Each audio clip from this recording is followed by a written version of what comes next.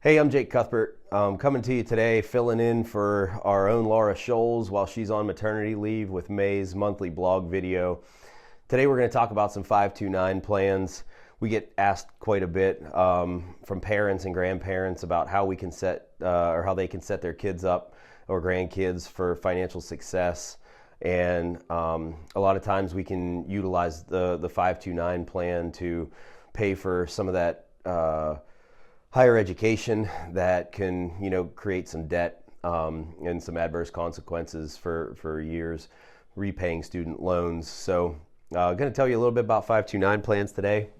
We're going to go through some pros and cons of both, and maybe it's the right answer for you, but it's not obviously an end-all be-all either. So 529s can be contributed and opened by really anyone. So parents, grandparents, aunts, uncles can open a 529 for a beneficiary. Contributions are all given, and then the growth is allowed to grow tax deferred. So one of the big benefits of the 529 when used properly is the tax deferred growth over a period of time. Once the beneficiary reaches, the point where they are in need of the funds, as long as they are used for qualifying education expenses, they can be used, again, tax-free on a withdrawal basis. And that actually applies to trade schools. You can do private educations even through 12th grade. So trade schools, 4-year degrees, associate degrees, and the funds can be used for room and board, expenses, laptops, anything that really has a direct impact on the child's education.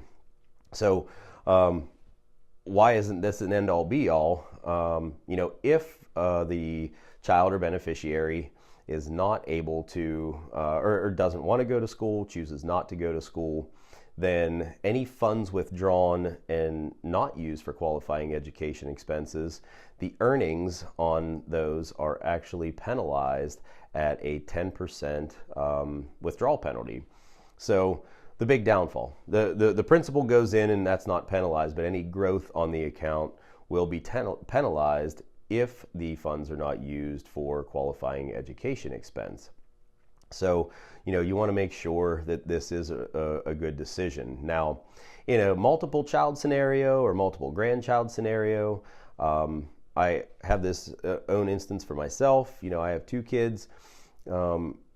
We can change beneficiaries. So if one of my sons decides not to go to school, we can even change beneficiaries to move from one to the other and maybe help the one that doesn't go to school out in another way. But so there is some flexibility from that standpoint on changing beneficiaries. In a one-child scenario, it's a little tougher. Sometimes folks, get into a bind and don't want to transfer it to a niece or nephew because it could be a substantial amount of money. The nice thing about 529s, there are no income limits for contributions. Some states, depending on what state plan you use, have very high contribution limits. Some up to $300,000 that you can put into a 529 plan. So those are somewhat beneficial. There was some changes done as part of Secure Act 2.0 on 529 distributions.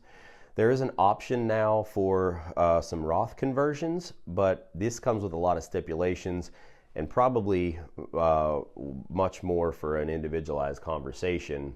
But essentially the high level overview of that is up to $35,000 of 529s can be converted, but it has to be done over a period of years. There's income impact. You have to have the income to offset the Roth conversion. We're going to cut that part, by the way. $35,000 a year you can convert over a period of time, and that is subject to the IRS's Roth IRA contribution limits. So that strategy actually takes a period of time. There's some other stipulations in there as well, like the account has to be owned for 15 years or more.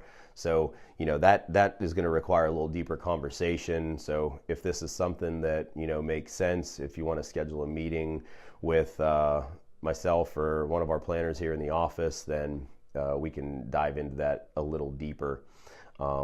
But that's a high-level overview of the 529 plan, its uses, and some other nuances. But for more information, let us know.